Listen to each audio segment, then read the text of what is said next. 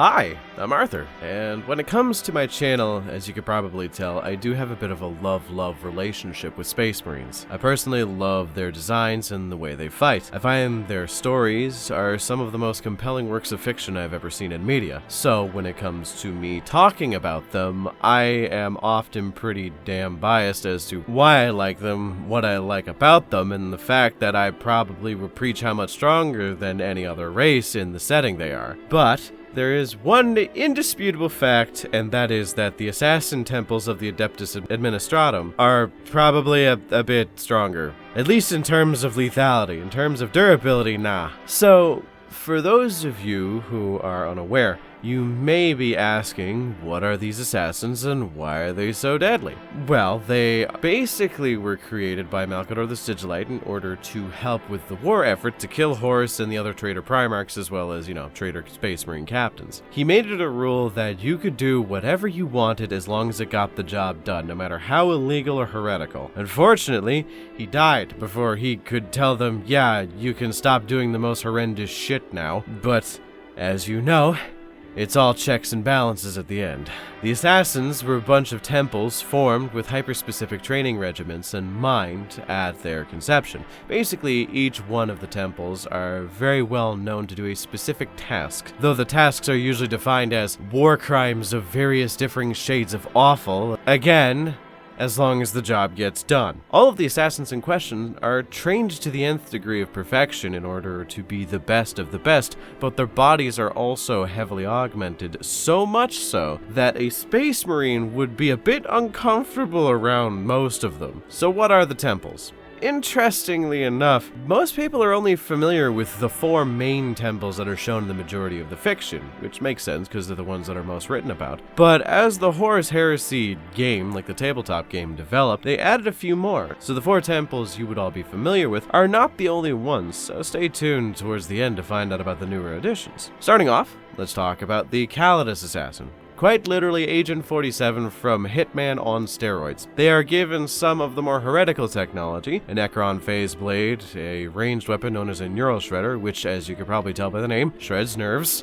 And the big thing with them is they take a drug known as polymorphine. As you could probably tell by the name, if you've played any level of Dungeons & Dragons or any kind of MMORPG, it is a polymorph spell in a bottle. It allows you to change your body at will to look like anything and anyone. The job of the Cadus Assassin is to basically sow confusion, dissent, and long con kill incredibly defended targets. One of the more important chapter masters of the Celestial Lions was actually killed by a Cadus Assassin, pretending to be the slave of another Space Marine who was just passing by at the time. The slave had been with the Space Marine for fucking years at this point, so the level of planning is off the charts for these guys. Also, fun fact, a Cadus Assassin is the assassin responsible for killing curs. The more you know. Next, we have the Vindicare, which are probably the easiest to understand of all the assassins. They are literally just snipers. Really, really,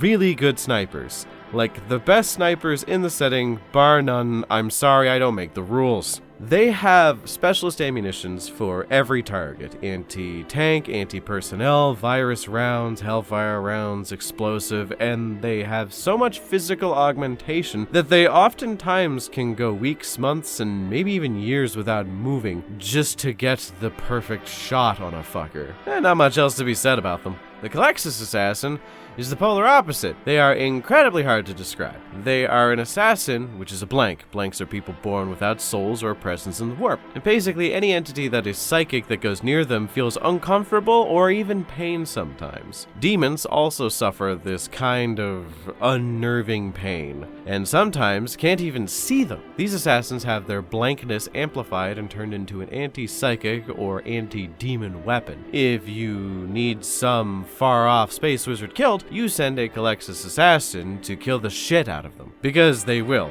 They are abominations in their creation, but like, hey, some abominations serve a good purpose. The Iosaur assassin is my favorite. Every other assassin has a traditional approach of being an assassin. They essentially are used to cut off the head of armies by killing important figures, you know, generals, psychics, captains, and the like. Iosaur assassins are the ones you send in to prove a point. If you are feeling particularly bitter about an arrangement, you send in one of these freaks and they will murder fuck their way across any battlefield until they can no longer move. Riddled with so many bullet holes and knife wounds that if the wind hits them the right way, they'll fucking whistle. And then, because they are filled with so many drugs that push their body to superhuman lengths, they fucking explode. The Iosaur assassins are heavily augmented, given targeting arrays, specialist weapons, a second heart, and are pumped with enough drugs to kill most mortal men and fuck even space marines. These drugs are basically painkillers, berserker drugs, and enough adrenaline to cause you to start levitating.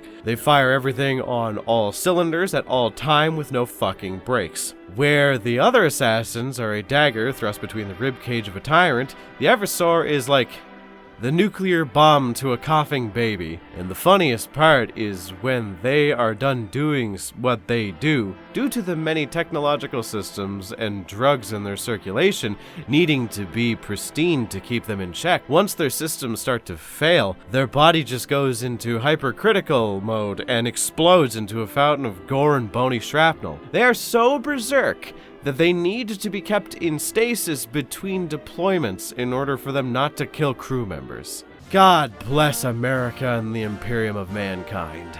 Those are the 4 main assassin temples that everyone knows about, and there are technically a bunch more, but we only know about 3-ish others. So lightning round. The Venom Assassin. As you could probably tell by the name, they specialize in mass poisoning events, which is good when you need to kill a lot of people and make it quiet. They all, for some reason, are very particular about the details of poisoning in a very obsessive way. Then you have the Vanus Assassin. This is the person that if you make fun of the High Lord on RuneScape, you will get an email from them of your IP address, home address, and the time it's going to take for the drone strike they just ordered to actually hit you. But don't worry, you don't have enough time to get out. Yeah, they are the drone striking data collection dudes, the CIA of the assassin temples.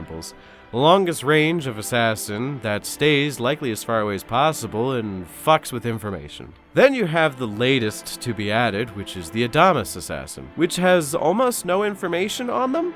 This temple was expanded upon mostly because the model is a reference to the first actual assassin model in 40k. So the role they tend to play is more of a generalist from my interpretation. If you need someone who is good at most things but not super amazing at one specific thing, you send in an Adamus. Now that is kind of all of them. There is technically one more, and that is the Meroris Temple? Fuck, that's hard to say. But they only ever produced one assassin, and calling what came out as an assassin is like referring to a Chaos Space Marine is a bit of a deviation from the standard European man. And that is kind of all the assassin temples we know about. Sure, there are a few that deviate from this specific set of archetypes, but they do cover pretty much every form of assassination you'd need. So what do you think about the assassins?